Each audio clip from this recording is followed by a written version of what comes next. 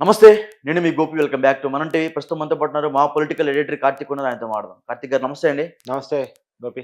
So మనం చూసుకోవచ్చు, పేరు నాని ఇష్యూలో ఒక మంత్రి ఆయన అరెస్ట్ చేయాలని, వాళ్ళ కుటుంబాన్ని అరెస్ట్ చేయాలని బాగా పట్టుదలతో ఉన్నారని ఆయన చెప్పడం జరిగింది. తర్వాత చంద్రబాబు గారిని పొగడ్తలతో ముంచెత్తడం కూడా జరిగింది. తర్వాత చాలా మంది వ్యతిరేక పార్టీ నాయకులు ఏమంటున్నారంటే, ఒక డీలర్ తప్పు చేస్తే 10 రెట్లు వసూలు చేస్తారు. అలాంటిది 370 టన్నులు ఇతను కుంభకోణం చేస్తే ఇతని దగ్గర కేవలం 3 రెట్లే ఎందుకు వసూలు చేశారని చాలా మంది అంటా ఉన్నారు. దానికి మీరేమంటారు? నువ్వు అడుగుతుంది ఏంటంటే, పేరు నాని భార్య పేరుతో ఉన్న గోడౌన్లలో అధికారులు సెర్చ్ చేయగా దాదాపు 370 క్వింటాల రేషన్ బియ్యం కనపడట్లేదు అనేది లెక్కల్లో తేలింది. ఓకే. ఆ లెక్కల్లో తేలినప్పుడు పేరు నాని భార్య మీద, ఎందుకంటే గోడౌన్లు ఆమె పేరుతో ఉన్నాయి కాబట్టి ఆమె మీద, వాళ్ళ మేనేజర్ మీద, అధికారుల మీద కేసులు నమోదు చేయడం జరిగింది. విచారణ జరుగుతూ ఉంది. ఓకే. సో ఆమె బెయిల్ పిటిషన్ కూడా వేసుకోవడం జరిగింది.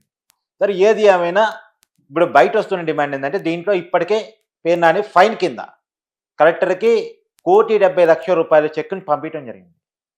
ఇంకా 1,65,00,000 ఇంకా ఫైన్ చెల్లించాల్సి ఉంది. ఒకప్పుడు అనుకున్న లెక్క వేరు, ఇవాళ తేలిన లెక్క వేరు. ఒకప్పుడు 183 క్వింటాలు మాత్రమే మాయమైపోయినాయి అని అనుకున్నాం. కానీ లెక్కలు మొత్తం చూస్తే 370 క్వింటాలు మాయమైపోయినాయి. కాబట్టి ఇంకా 1,65,00,000 కట్టాలి అని చెప్పేసి ఇప్పటికే కలెక్టర్ గారు నోటీసులు ఆ కుటుంబానికి పంపించినట్టు మనకు తెలుస్తుంది. ఓకే. కాకపోతే చాలా మంది చేస్తున్న డిమాండ్ ఏంటంటే, ఇప్పుడు 1,70,00,000 కట్టించుకొని 1,68,00,000 కట్టించుకోవాల్సి ఉన్నా ఇవంతా కలిపి ఎంత అవుతుంది? 3 కోట్ల సమ్ చేంజ్ అవుతుంది. 4 కోట్ల దాకా అవుతుంది. 4 కోట్ల కూడా కాదు, 3.5 కోట్లు అవుతాయి. కాకపోతే ఇది తక్కువ కదా, వాళ్ళ నుంచి కట్టించుకోవాల్సినంత సహజంగా ఇప్పుడు వసూలు చేస్తుందంటే, ఇప్పుడు మాయమైపోయింది 370 క్వింటాలు, వాళ్ళు కట్టించుకుంటుంది 770 క్వింటాలకు సంబంధించిన మనీ. అంటే ఒక్కొక్క కేజీ 43 రూపాయలకి ప్రభుత్వం కొంటుంది. ఆ లెక్కన 43 డబల్ చేస్తున్నారు, 86 రూపాయలు వాళ్ళ నుంచి వసూలు చేస్తున్నారు. ఓకే. కానీ అంత కాదు వసూలు చేయాల్సింది.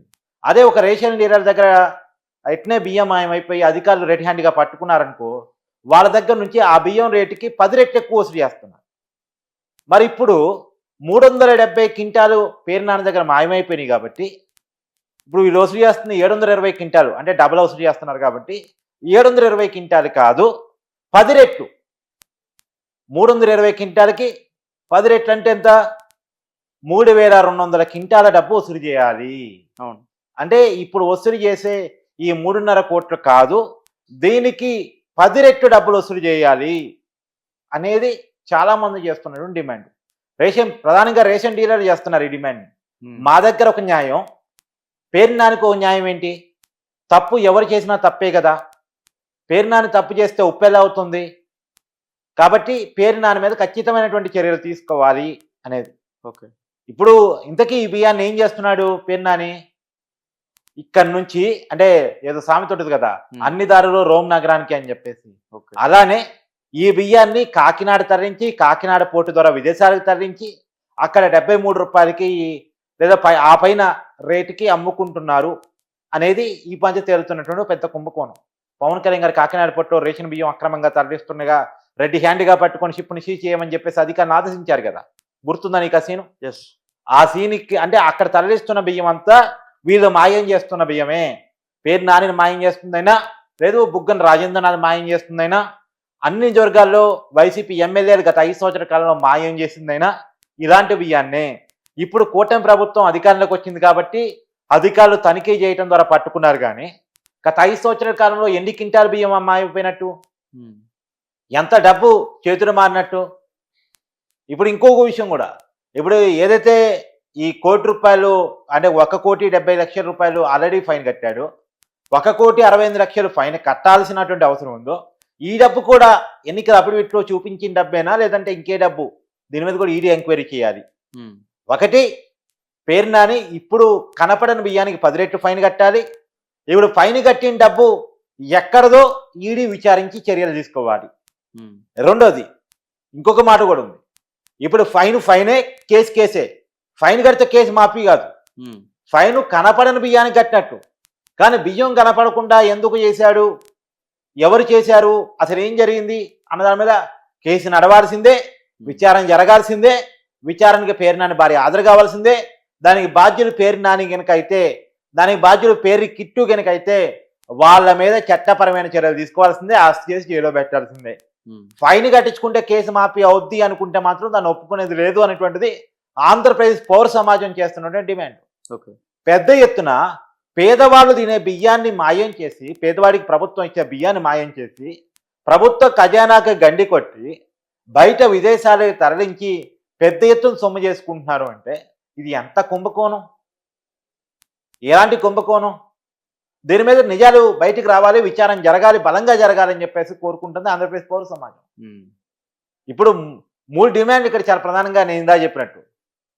ఒకటి, ఈడీ ఖచ్చితంగా ఎంటర్ అయ్యి డబ్బుల మీద పేర్నాని మీద ఎంక్వైరీ చేయాలి, 10 రెట్లు పేర్నాని దగ్గర వసూలు చేయాలి, పేర్నాన్ని జైల్లో పెట్టాలి. ఈ డిమాండ్ చాలా బలంగా వినపడతా ఉంది.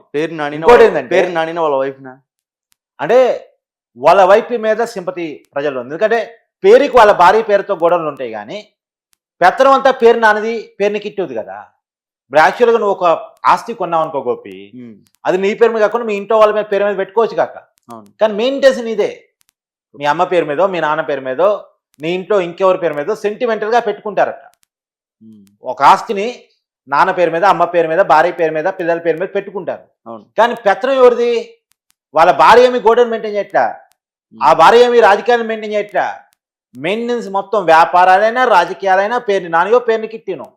కనుక టెక్నికల్గా వాళ్ళ భార్యను కూడా విచారణ పిలవాల్సి వచ్చింది. ఎందుకంటే ఆ ఆస్తి ఆమె పేరు మీద ఉంది కాబట్టి, గోడను ఆమె పేరు మీద ఉంది కాబట్టి ఆమె విచారణ పిలవాల్సి వచ్చింది. కానీ అంతిమంగా దీన్ని మెయింటైన్ చేసి ప్రజలకు సమాధానం చెప్పాల్సింది మాత్రం పేరు నాని, పేరుని కిట్టు, తండ్రి కొడుకులు. కాబట్టి ఇదే డిమాండ్. అందుకని ఆమెను అరెస్ట్ చేయాలని డిమాండ్ పెద్దగా రావట్లేదు, కానీ ఈ నేరానికి కారణం అని అనుమానం ఉన్నటువంటి నాని మీద, కిట్టు మీద మాత్రం ప్రజలు పెద్ద ఎత్తున అరెస్ట్ చేయాలని ఒక డిమాండ్ని ఆంధ్రప్రదేశ్ పౌర సమాజం నుంచి పెడతా ఉన్నారు. ఇక ఒకప్పుడు దొంగలు ఉండేవాళ్ళు.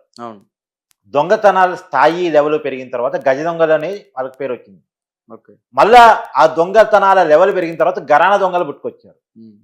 ఇప్పుడు ఆ గరానా దొంగలు లేరు, అంతకుముందు ఉన్న గజ దొంగలు లేరు, అంతకుముందు ఉన్న దొంగలు లేరు. ఇప్పుడు వైసీపీ నాయకులు తయారయ్యారు. అంటే దొంగతనాల స్థాయి పీక్స్కి చేరిన తర్వాత దొంగలు రూపాంతరం చెంది, ఏదో అంటారు కదా, ఆది మానవుడు కోతి నుంచి మనిషి దాకా ఎదిగాడు అని చెప్పేసి, అలా దొంగలు పరిణామ క్రమంలో వైసీపీ నాయకుల్లాగా ఎదిగారు. అంటే దేన్ని వదలకుండా తినేయటం, పేదవాడు తినే రేషన్ బియ్యం నుంచి మొదలు పెడితే మట్టి, ఇసుక, కంకర, అంటే నేల నుంచి నింగి వరకు ఎన్ని రకాల కుంభకోణాలు చేయాలో, ఎన్ని రకాలుగా డబ్బులు తినాలో, ఎన్ని రకాలుగా డబ్బులుగా మార్చుకొని పేమెంట్ చేసుకోవాలో అన్ని రకాలుగా చేశారు. ఒకేపేమో ఎర్రచందనం స్మగ్లింగ్, ఇంకొకేపేమో అక్రమ బియ్యం స్మగ్లింగ్.